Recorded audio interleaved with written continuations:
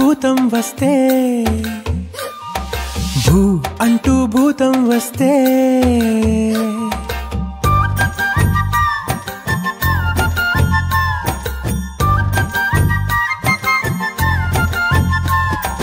భూ అంటూ భూతం వస్తే ఆగకే అమ్మాడి